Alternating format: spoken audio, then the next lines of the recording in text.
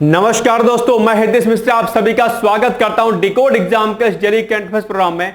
कैसे हैं आप सभी लोग? आई होप आप सभी लोग अच्छे होंगे और अपनी पढ़ाई को बहुत ही बेहतर ढंग से कर रहे होंगे। देखिए, आज है 5 सितंबर और आज के कुछ महत्वपूर्ण करंट अफेयर्स पर हम लोग चर्चा करें। इसके पहले आप लोगों से छोटी सी रिक्वेस्ट कि प्लीज वीडियो को आप लोग ज्यादा से ज्यादा शेयर कर दें। और मैंने कई बार कहा है इस बात को कि प्लीज आप लोग शेयर कर दिया करें वीडियो, क्योंकि हमारा जो लक्ष्य है वो लक्ष्य क्या है? वो लक्ष्य है कि आगामी आपकी जो भी परीक्षाएं हैं, खासकर दो बहुप्रतीक्षित जो आपकी परीक्षा है, एक पीसीएस जो कि 27 अक्टूबर को प्रस्तावित है और दूसरी परीक्षा जो आपकी आरओ एआरओ की है जो कि 22-23 जो है दिसंबर को संभवतः कही जा रही है कि होगा, 2 दिनों में होगा। अभी हालांकि इसमें जो है चीजें क्लेरिफाई नहीं है, लेकिन कहा जा रहा है। ऐसी स्थिति में जो है आपके लिए करंट अफेयर्स पर पकड़ बनाना क्या है, बहुत ही जरूरी है। और आपको पता होगा कि जो आपकी आगामी परीक्षा पीसीएस की है उसमें लगभग 30 प्लस यानी कि 30 प्लस क्वेश्चन करंट अफेयर्स के आते ही आते हैं। ये अपने आप में एक बड़ा जो है सेगमेंट है आपके लिए, तो इससे जो है आप पार नहीं कर सकते हैं। आप weekly current affairs, monthly current affairs या एक साल की मैगजीन को पढ़ करके आप सारे करंट अफेयर्स को नहीं कर सकते हैं जब तक कि आप जो है डेली अभ्यास पे ना करें। और अगर पीसीएस की आपने प्री निकाल लिया तो मुख्य परीक्षा में आप जाओगे, वहां पर भी आपको पेपर सेकंड और पेपर थर्ड क्या है आपके लिए करंट अफेयर्स का ही है, तो वहां पर भी आपको पकड़ मजबूत बनानी है। और वो तभी संभव होगा जब अभी से आपको जानकारी करंट अफेयर्स की होगी। इसके अलावा जो भी आप लोग वनडे एग्जाम देते होंगे, उन सभी वनडे एग्जाम्स के लिए भी दरअसल क्या है आपके लिए करंट अफेयर्स पढ़ना डेली क्या होता है, महत्वपूर्ण होता है। तो आप लोग करंट अफेयर्स फोकस ज्यादा करिए और प्लीज हमारे लेक्चर्स को लाइक कर दिया करिए, साथ ही साथ में इसको शेयर कर दिया करिए। ये मेरी छोटी सी आपसे क्या है, हम्बल सी रिक्वेस्ट है। ठीक है, चलिए, तो आज है 5 सितंबर और आज हम लोग करंट अफेयर्स देखते हैं, लेकिन उसके पहले हम लोग डेली के तरीके से रिवीजन करेंगे। लेकिन उसके पहले भी जो हमने कल आपको एक प्रोग्राम बताया था, उस प्रोग्राम को एक बार मैं दोबारा से बता दे रहा हूं।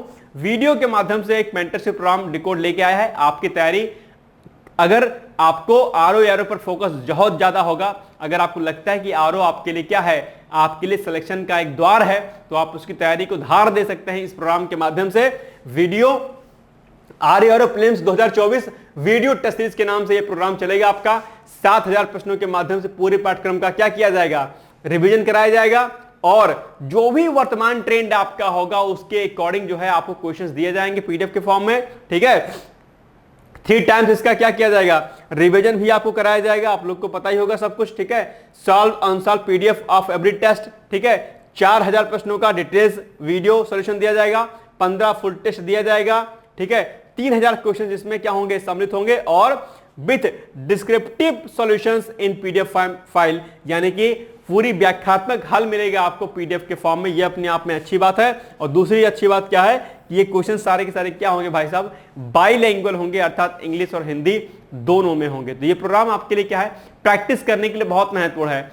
सारी डिटेलिंग्स ऑलरेडी यहां पर लिखी हुई है, बहुत ज्यादा डिटेल्स अगर आपको चाहिए, अगर ये आपको कोर्स ज्वाइन करना है तो संस्थान का यानी कि जो इंस्टीट्यूशन का जो नंबर है उसमें आपको क्या काम करना है कि अधिक जानकारी के लिए वीडियो टेस्ट लिख करके किस पर आपको व्हाट्सएप करना है, आपको व्हाट्सएप करना है 9506742546 पे या फिर 6307495944 पर आपको क्या करना है, व्हाट्सएप करना है। आपको पूरी की पूरी जानकारी यहां से मिल जाएगी। तो ये आपके लिए क्या हो जाएगा, जरूरी हो जाएगा। ठीक है, प्रैक्टिस करने के लिए अपने आप में ये प्रोग्राम बढ़िया है, आप चाहें तो इसको कर सकते हैं। एक मेंटरशिप में जब आप चीजों को करते हैं तो निश्चित तौर पर आप एक सही दिशा में जो है क्या कहते हैं, केंद्रित होते हैं और उस पर जो है कार्य करते हैं। ठीक है, चलो अब हम आते हैं मुद्दे पर। मुद्दा हमारा क्या है, रिवीजन का है, जो कि हम डेली करते हैं। यानी कि जो हमने कल किया था करंट अफेयर्स, उसी को हम लोग वन लाइनर फॉर्म में क्या करेंगे, वन लाइनर फॉर्म में हम लोग इसका रिवीजन करेंगे। ठीक है, चलो पहला क्वेश्चन क्या है कि हाल ही में कहां पर 14वें हॉकी इंडिया कांग्रेस का आयोजन हो रहा है। तो आपको मैंने कल बताया था, उसका आयोजन हो रहा है बेसिकली कहां पर, आपके लखनऊ में। इसके अलावा हाल ही में किसके द्वारा उच्चतम न्यायालय के नए ध्वज और प्रतीक चिन्ह का क्या किया गया है, अनावरण किया गया है। तो वो द्रौपदी मुर्मू जी के द्वारा दरअसल किया गया है। 75वें स्थापना वर्ष के उपलक्ष्य में दरअसल इसका जो है अनावरण किया गया है। इसके अलावा हाल ही में उत्तर प्रदेश के जायस रेलवे स्टेशन का नाम बदलकर क्या रख दिया गया है, तो वो रख दिया गया आपका गुरु गोरखनाथ धाम। और अन्य कौन कौन से स्टेशन हैं जिनका नाम भी उत्तर प्रदेश में बदला गया है, उसकी लिस्ट कल हमने आपको जो है करंट अफेयर्स में करा दी थी। कल का वीडियो अगर आपने नहीं देखा है तो वो वीडियो आप लोग देख लीजिएगा, बहुत ही क्या है महत्वपूर्ण वीडियो था। ठीक है, चलो आगे बढ़ते हैं। नेक्स्ट है, हाल ही में किसके द्वारा टैंगर फर्स्ट उपग्रह को क्या किया गया है, लॉन्च किया गया है? तो ये बेसिकली नासा के द्वारा इसको लॉन्च किया गया है। इसके अलावा सरकार द्वारा 2025-26 तक पेट्रोल में कुल कितने प्रतिशत एथेनॉल मिलाने की बात कही गई है? तो 20% एथेनॉल, जबकि ये पहले टारगेट 2030 का था, लेकिन फिर इसको 2025-26 कर दिया गया है। ठीक है, याद रखिएगा। इसके अलावा हाल ही में मास्टर कार्ड द्वारा अपनी पेमेंट पास की किस देश में लॉन्च की गई है? तो वो लॉन्च किया गया है आपके सुंदर से प्यारे से देश, किसमें? भारत में, जिसमें अब लेन देन में ओटीपी वगैरह की आवश्यकता नहीं पड़ेगी। ठीक है, नेक्स्ट है, हाल ही में सरकार द्वारा कुल कितने केंद्रीय सार्वजनिक क्षेत्र के उपक्रमों को नवरत्न का दर्जा दिया गया है? तो वो 4 कंपनियों को दरअसल नवरत्न का दर्जा दिया गया है। इसके अलावा हाल ही में उत्तर प्रदेश के किस जिले में आदमखोर भेड़िया के हमले के बाद उसे पकड़ने के लिए ऑपरेशन भेड़िया की शुरुआत की गई है? तो वो डिस्ट्रिक्ट बहराइच था, जहां पर आदमखोर भेड़िया ने जो है आतंक मचाया हुआ था, तो इसी को पकड़ने के लिए दरअसल ऑपरेशन भेड़िया चलाया गया है। ठीक है, बहराइच तराई क्षेत्र का एक जिला है, आप लोग जानते होंगे शायद, संभवतः। अब हमने कल आपसे एक प्रश्न पूछा था जिसका आसान सा उत्तर था, और इसको हमने करंट अफेयर्स में ऑलरेडी आपको कराया भी था। प्रश्न क्या था कि सी बॉक्स जो पोर्टल होता है, इसका संबंध किससे है? तो इसका संबंध बेसिकली क्या है कि महिलाओं के यौन उत्पीड़न होने पर शिकायत दर्ज कराने के लिए इस पोर्टल का इस्तेमाल किया था। यानी कि कार्यस्थल पर अगर महिलाओं का यौन उत्पीड़न होता है तो वो सी बॉक्स जो पोर्टल है उसके माध्यम से जो है अपनी शिकायत दर्ज करा सकती हैं। इसके बारे में डिटेल्स में हमने आपको कल बताया था, और यहां पर शिकायत दर्ज कराने के बाद उनकी पूरी की पूरी जानकारी क्या रहेगी? गोपनीय रखी जाएगी। यह भी महत्वपूर्ण बात है। ठीक है, चलो अब आते हैं हम आज के जो है करंट अफेयर्स के प्रश्न पर। पहला प्रश्न क्या है कि हाल ही में राष्ट्रीय पोषण सप्ताह मनाया गया। हमने आपको राष्ट्रीय पोषण माह बताया था, और आज हम बता रहे हैं आपको राष्ट्रीय पोषण सप्ताह कब मनाया गया। ठीक है, तो ऑप्शन क्या है? 1 से 7 अगस्त, 10 से 17 अगस्त, या 1 से 7 सितंबर, या फिर आपका डी 10 से लेकर के 17 सितंबर। बताइए इसका सही उत्तर क्या होगा? तो इसका सही उत्तर होगा आपका ऑप्शन नंबर सी, यानी कि 1 से लेकर के 7 सितंबर के मध्य में राष्ट्रीय पोषण सप्ताह जो है मनाया जा रहा है, यानी कि ऑप्शन नंबर सी। ठीक है, पहला point same as it is वही जो हमने आपको बताया। ठीक है, और थीम क्या है जो कि आपके लिए इंपॉर्टेंट है? सभी के लिए पौष्टिक आहार। तो अगर आपके एग्जाम में पूछेगा बताइए जो है क्या जो राष्ट्रीय पोषण सप्ताह है वर्ष 2024 में राष्ट्रीय पोषण सप्ताह की थीम क्या है? तो आप कहेंगे सभी के लिए क्या? पौष्टिक आहार। ठीक है, इसके अलावा अगर बात हम राष्ट्रीय पोषण माह की करते हैं तो वो कब मनाया गया? वो मनाया गया 1 से 30 सितंबर के मध्य में आयोजित किया गया। तो राष्ट्रीय पोषण माह सितंबर में और राष्ट्रीय पोषण सप्ताह 1 से लेकर के 7 सितंबर के मध्य में। तो ये दोनों पॉइंट आपके लिए क्या हो जाते हैं? महत्वपूर्ण हो जाते हैं। राइट, इसके अलावा राष्ट्रीय राइफल संघ की स्थापना हुई थी, कब हुई थी? 1947, 1948, 1950 या 1951। तो राष्ट्रीय राइफल संघ की स्थापना कब हुई थी? यह हुई थी 1951 में, यानी कि 1951 में। अभी आपको पता होगा कि ओलंपिक खेलों का आयोजन किया गया था, और उसमें जो है जो भी प्रतिभागी थे उनको जो है सम्मानित करने के लिए राष्ट्रीय राइफल संघ जो है उनको क्या किया था? सम्मानित किया था, जो भी लोग मेडल्स को जीत के आए थे। ठीक है, तो राष्ट्रीय राइफल संघ की स्थापना वर्ष 1951 में हुई थी। चर्चाओं में था, इसलिए आपको जानकारी इसकी होनी चाहिए। और इसे NRAI के नाम से भी क्या जाना जाता है, यानी कि राष्ट्रीय राइफल संघ को। ठीक है, ध्यान रखिएगा, यानी कि national rifles alliance of India. ठीक है, इसको बोलेंगे। इसके अलावा यह राइफल संघ भारत में क्या है? स्थापित है, यानी कि भारत में ही है, कहीं अलग नहीं है। यह भी आपको याद रखना है। प्रथम अध्यक्ष अगर राष्ट्रीय राइफल संघ की बात करते हैं तो JB मावलंकर थे, और JB मावलंकर भाई प्रथम लोकसभा अध्यक्ष भी थे। यह भी आपको क्या करना है? याद रखना है। इसके अलावा वर्तमान जो अध्यक्ष हैं इसके राष्ट्रीय राइफल संघ के, वो कौन है? रणिंदर सिंह है। ये बिंदु भी आपको क्या करना है भाई साहब? याद रखना है। ये छोटे छोटे बिंदु हैं, लेकिन आपके परीक्षा के दृष्टिकोण से महत्वपूर्ण हो जाते हैं। ठीक है, इसको इग्नोर मत करिएगा, प्लीज आप लोग नोट डाउन करते रहिएगा। साथ साथ में टास्क वाली कॉपी भी लेकर बैठिए। जो मैं टास्क बोला करूंगा उसको आप लोग क्या करिएगा? अपने कॉपी में करंट अफेयर्स के बाद में उसको तैयार कर लीजिएगा। ठीक है, चलो ये भी प्रश्न आपके लिए क्या है? मोस्ट इंपॉर्टेंट है। प्रश्न क्या है? पोबा फॉरेस्ट रिजर्व अवस्थित है। पोबा फॉरेस्ट रिजर्व कहां पर अवस्थित है? A option Maharashtra, B Uttar Pradesh, सी असम, या फिर डी कर्नाटक।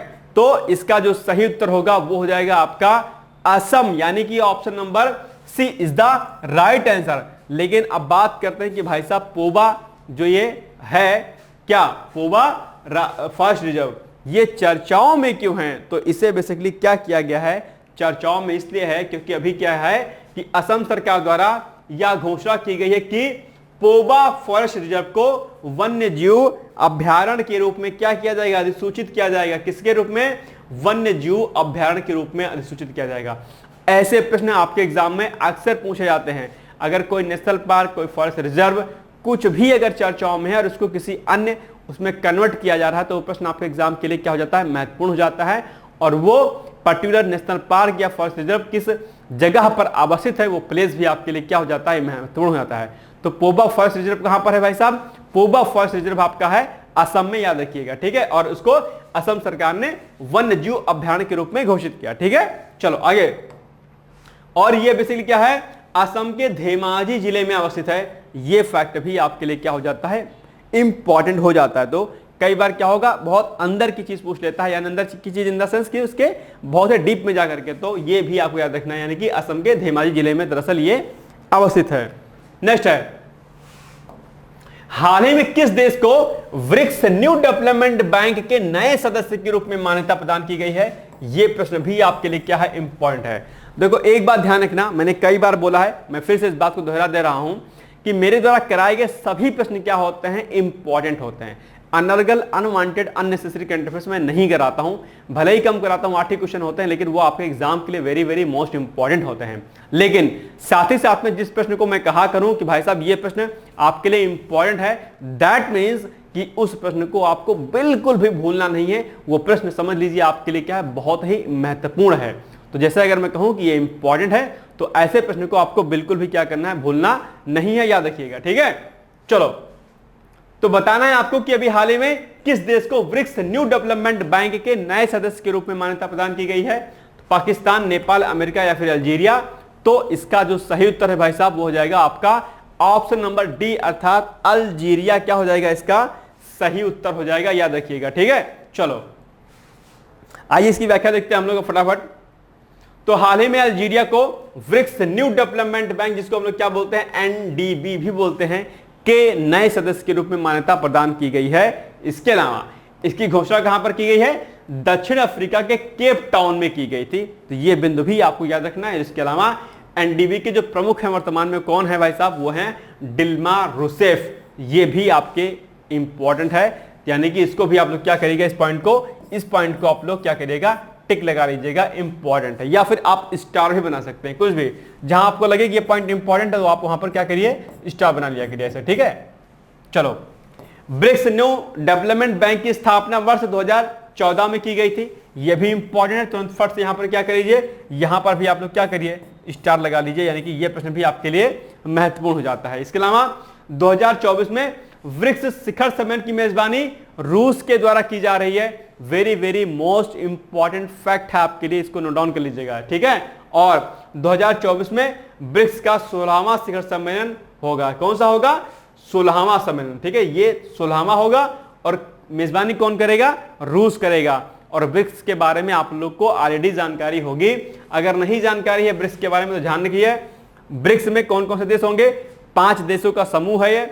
बी से क्या हो जाएगा आपका, बी से ब्राजील, आर से रसिया यानी कि रूस, आई से इंडिया यानी कि भारत, सी से चाइना और एस से क्या, साउथ अफ्रीका यानी कि दक्षिण अफ्रीका।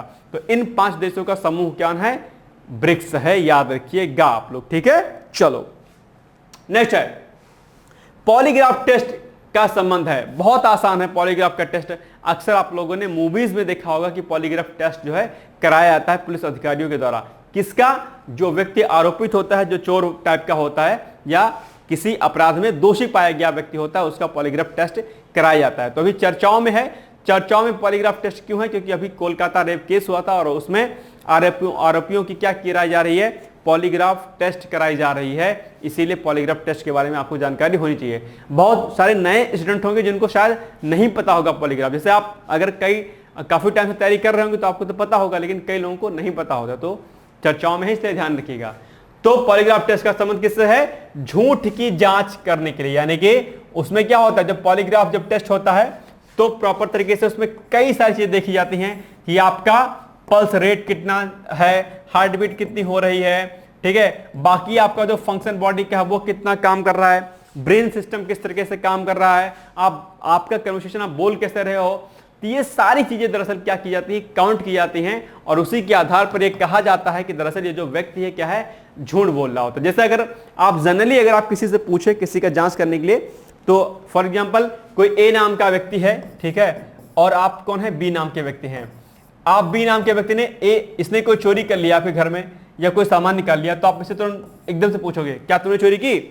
तो अगर बहुत स्मार्ट नहीं होगा तो उसके शब्दों में लड़खड़ाहट होगी, या डरा सा लग जाएगा, या पसीना सा निकलने लगेगा, कुछ भी हो जाएगा, आप तुरंत पकड़ लेंगे कि क्या ये झूठ बोल रहा है। वो कहेगा नहीं कि मैं झूठ बोल रहा हूं, लेकिन उसके हाव भाव से, उसकी संवेदनाओं से आप ये समझ जाओगे व्यक्ति क्या है, ये झूठ बोल रहा है। ठीक उसी प्रकार से पॉलीग्राफ टेस्ट में भी आपकी पल्स रेट से लेकर के हार्ट बीट से लेकर के अन्य चीजें काउंट की जाती है, उसके आधार पर कहा जाता है कि नहीं ये सही नहीं बोल रहा है, ये झूठ बोल रहा है, राइट, ध्यान रखिएगा।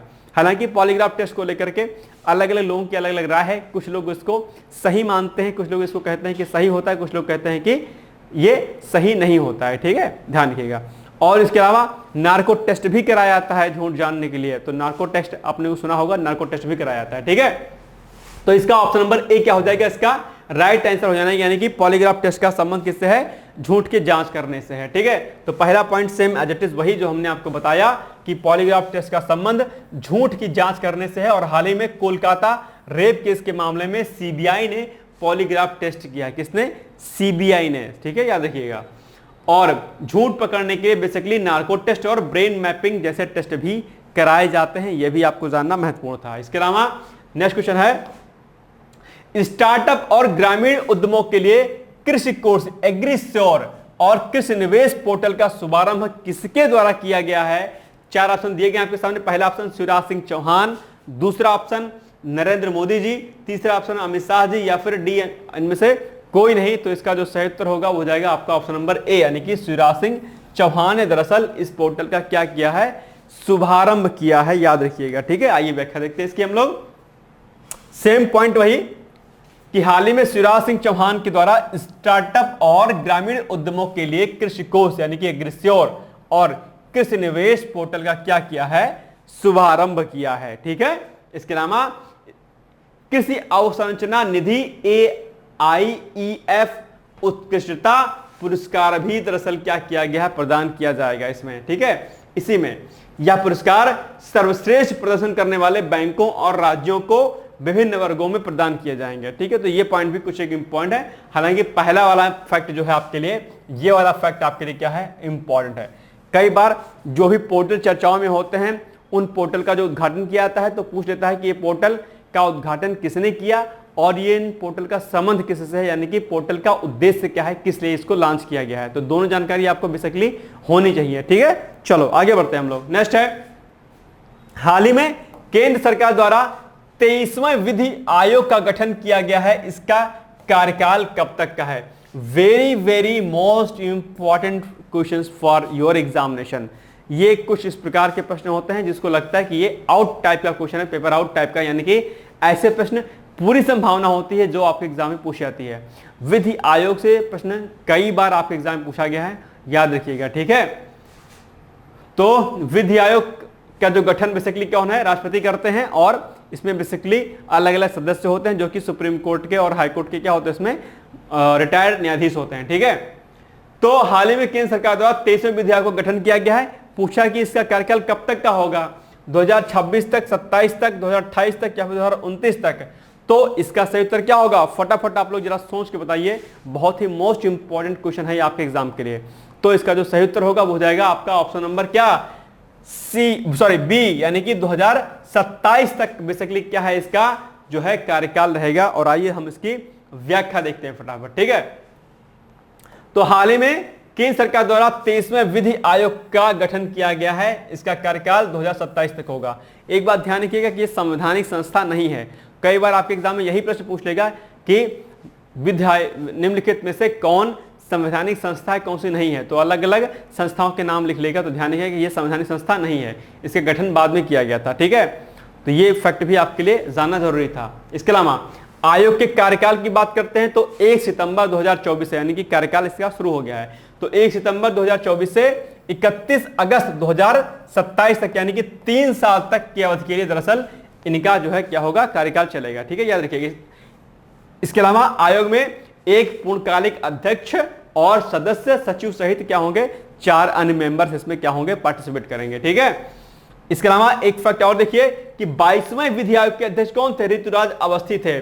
और आपके लिए टास्क है अब आपका कि जो 23वें विधि आयोग के अध्यक्ष उनको पता करना है, क्या जो 23वें विधि आयोग हैं उनके अध्यक्ष कौन होंगे। ठीक है, ये मैंने नहीं बताया, आप बताइएगा इसको।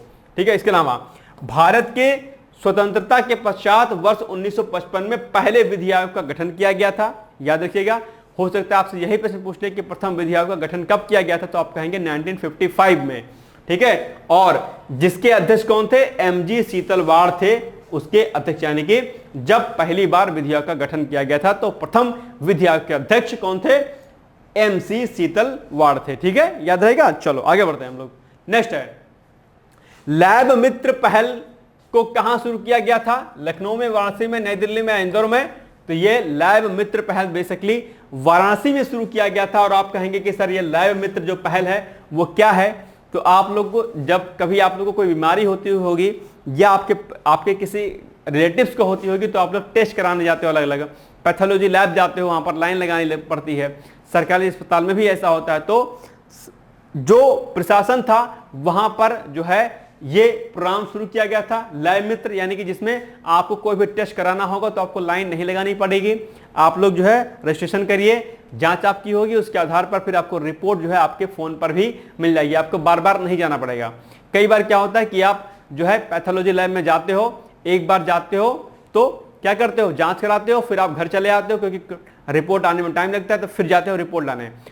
ठीक है, तो इसमें क्या था कि लाइन ही लगानी पड़ती थी, रजिस्ट्रेशन पहले से हो जाता था और रिपोर्ट भी आपके फोन पर क्या कर दी जाती थी, भेज दी जाती थी, सारी चीजों के साथ में अच्छे तरीके से। तो ये अपने आप में एक अच्छी पहल थी और इसी लैब मित्र को फिर यूपी के अलग अलग जो है जिलों में इसको लागू करने की बात कही गई थी और लागू किया भी गया है। ठीक है, याद रखिएगा।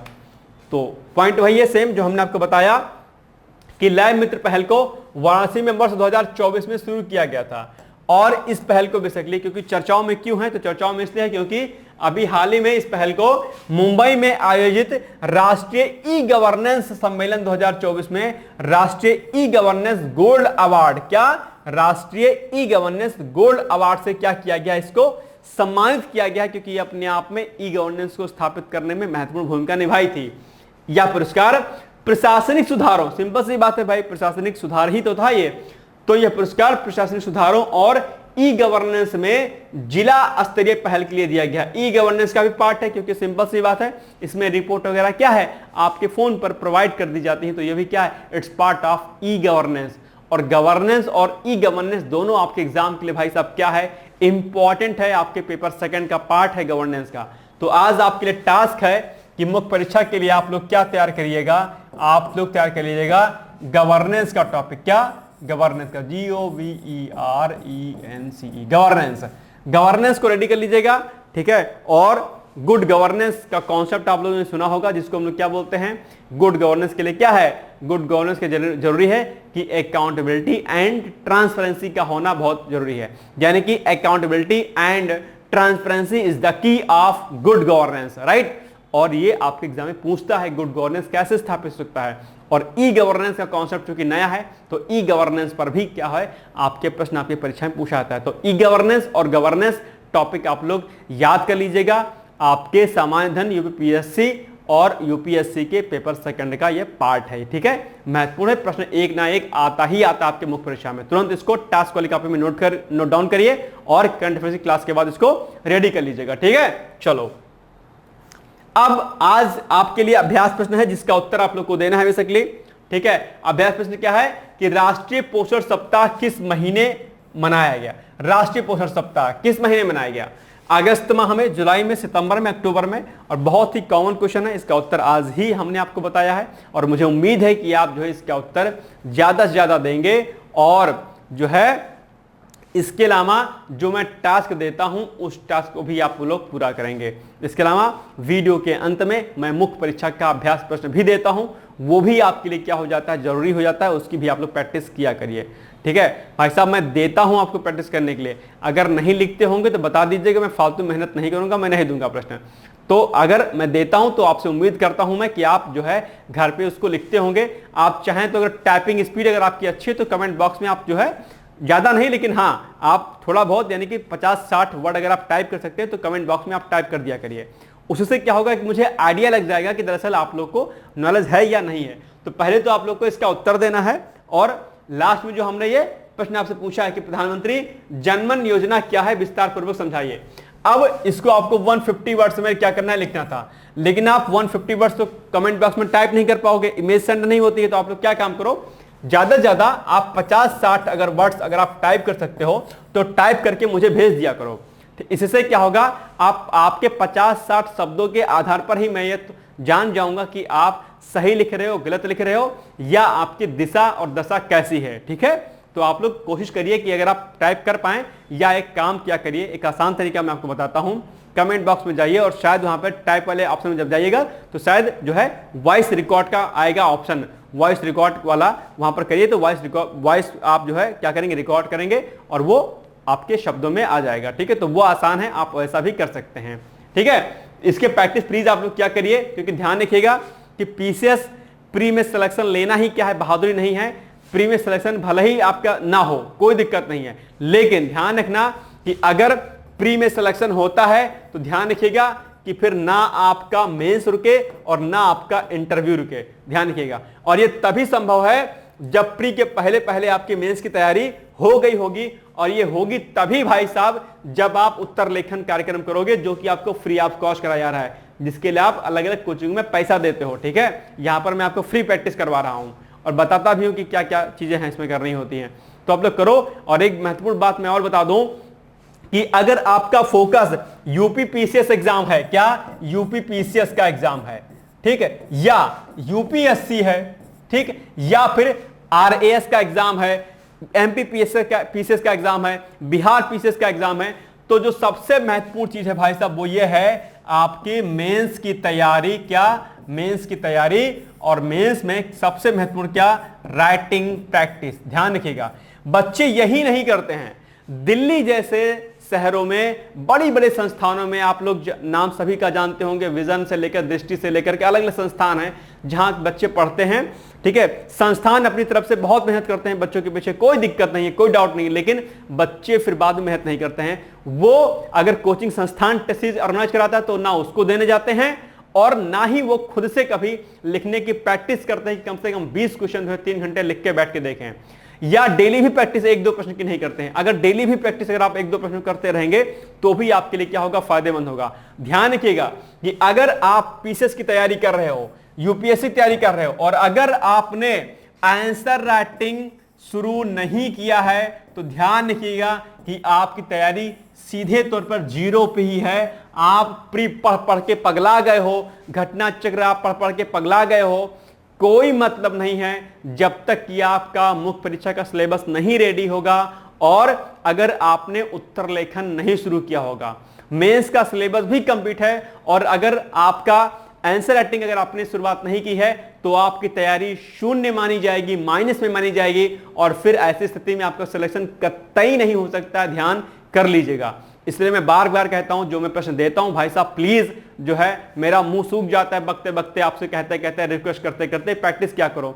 फ्री की चीजें जो मिलती हैं वो बहुत बहुमूल्य होती हैं। कल भी शायद या परसों हमने आपको समझाया था कि फ्री में आपको लगता है कि बेकार है, नहीं भाई साहब, फ्री में मिली हुई हर एक चीज बहुमूल्य होती है, चाहे वो पानी हो, चाहे वो धूप हो, चाहे वो ऑक्सीजन हो, ये सब फ्री है। नेचर में सब कुछ फ्री है, लेकिन ये उतनी ही बहुमूल्य है। धूप नहीं रहेगी तो बर्बाद हो जाओगे, ठीक है, ऑक्सीजन नहीं मिलेगी तो बच नहीं पाओगे, जल नहीं मिलेगा तो क्या होगा, तो भी एक्सपायर कर जाओगे।